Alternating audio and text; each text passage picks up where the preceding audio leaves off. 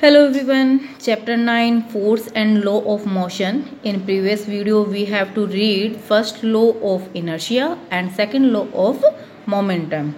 Today we read third law of motion, which also called action and reaction force.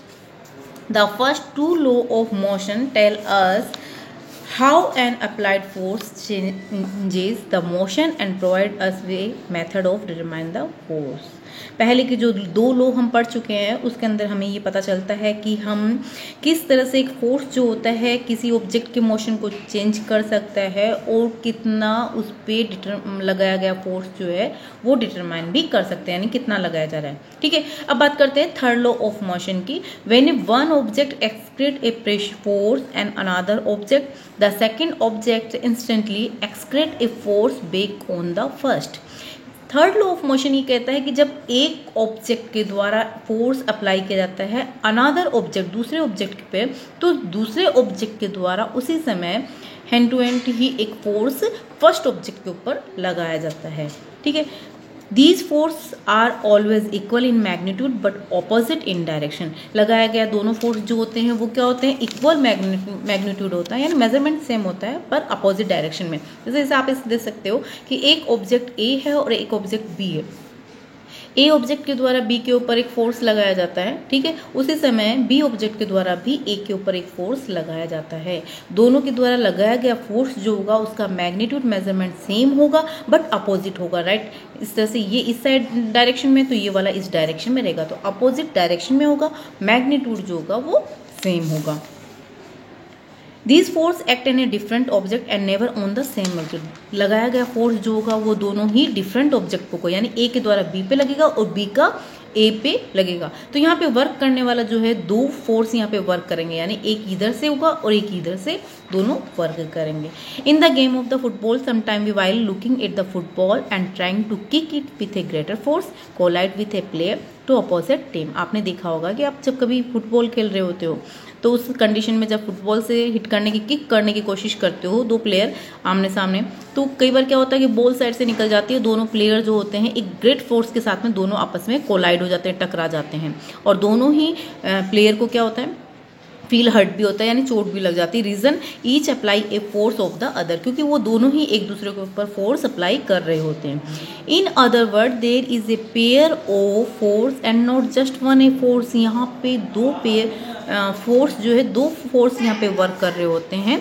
The two opposing force are also known as a action and reaction force. इन्हीं दो opposite force को हम क्या कह सकते हैं, action और reaction force भी कह सकते हैं।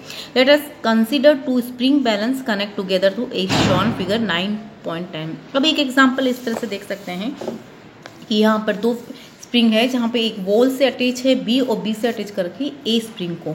अगर आप ए स्प्रिंग को खींचते हैं अपनी ओर तो यहाँ पर खींचा गया लगाया गया फोर्स जो है वो यहाँ पे शो होता है, और ए को जब हम खींचने पर ए के द्वारा बी स्प्रिंग को भी खींचा जाता है और खींचने पर जो फोर्स लगता है मैग्नीट्यूड जो होता है वो सेम इक्वल होता है, वो आपको यहाँ पर शो होता है। ठीक है, B attach to the rig support wall, wall से जुड़ा हुआ। When a force of applied through the free end spring A is the observe the both of spring balance show same reading on the scale. Reading जो है उसके scale के ऊपर नजर आएगी। It mean the force exerted by the spring balance A on balance B is equal but opposite in direction. लगाया गया force जो है दोनों स्प्रिंग के द्वारा इक्वल होगा परंतु अपोजिट डायरेक्शन में रहेगा। In direction exerted balance B A. Any of these two force can be called action and other as a reaction। तो यहाँ पे हम ये कह सकते हैं कि एक जो है लगाया गया एक्शन है और उधर से लगाया गया बी पे रिएक्शन है। किस तरह से, जैसे मैंने इधर से इसको स्प्रिंग को इस साइड से मैं खींचती हूँ तो ऑफकोर्स ये वॉल से अटैच है बी, तो इधर इसको वॉल को तो हम हिलाकर इधर ला नहीं सकते हैं। वॉल भी अपना एक फोर्स किस साइड लगाएगी, इस साइड लगाएगी, अपनी ओर इसको खींचेगी। तो स्प्रिंग बी जो है इधर खींची जा रही है और स्प्रिंग ए इधर खींची जा रही है। तो जितना फोर्स मैंने इसके ऊपर लगाया है उतना ही फोर्स वॉल अपनी ओर इसको खींचने की कोशिश करेगी। अगर मैं इतना खींचने में इसको कोशिश कर रही हूँ इधर की साइड, तो उतना ही ये वॉल जो है अपनी ओर खींचने की कोशिश करेगी। तो सेम मैग्नीट्यूड का द्वारा अप्लाई किया गया फोर्स बट अपोजिट डायरेक्शन में वर्क कर रहा है, right. This is give as the alternate statement of the third law of motion. Every action there is an equal or opposite reaction. Her action का equal और opposite reaction रहता है. However, it must be remember the action and reaction always act on two different objects. यानी कह सकते हो कि action और रिएक्शन जो है ऑलवेज जो है वो अलग अलग दो ऑब्जेक्ट पे वर्क करेगा. जैसे मैंने बताया ना अभी कि ये वर्क जो होगा वो ए और बी, यानी इसका इसके ऊपर रहेगा और इसके ऊपर. ये थर्ड लॉ जो है आपको हमेशा याद रहेगा. ये न्यूटन का थर्ड लॉ जो है आपके लिए इंटरेस्टिंग होने वाला है. Suppose you are standing at a rest and instead start walking on a road. मान लो आप इस रेस्ट की कंडीशन में खड़े हुए हो और अचानक से आप चलना स्टार्ट करते हो. You must accelerate and this require a force in accordance with A second law of motion. आप ये देखोगे कि आपको चलने के लिए एक एक्सेलरेशन की जरूरत होती है, उसके अकॉर्डिंग एक फोर्स की नीड होती है, जो सेकेंड लॉ ऑफ मोशन की बात कर रहे हैं. तो विच इज फोर्स दिस, जो यहाँ पे जो फोर्स अप्लाई किया जा रहा है वो कौन सा है? It is the muscular effort. ये वाला फोर्स हो गया मस्कुलर फोर्स. ठीक है.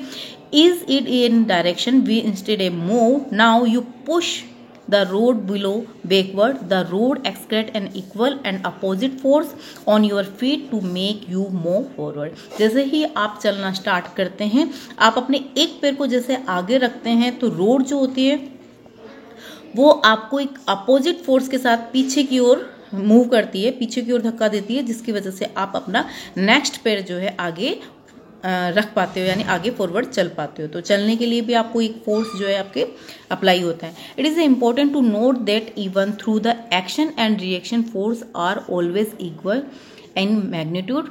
This force may not produce acceleration of equal magnitude. कहने का मीन्स यहाँ पर ये है कि कोई भी एक्शन होता है तो उसके जस्ट अपोजिट किया गया रिएक्शन जो है वो इक्वल मैग्नीट्यूड का होगा, बट उससे प्रोड्यूस होने वाला जो एक्सेलरेशन है वो उसका मैग्नीट्यूड तो हमेशा इक्वल होगा, पर एक्सेलरेशन सेम हो ये जरूरी नहीं है. एक्सेलरेशन सेम क्यों नहीं होगा? This is because each force act on a different object.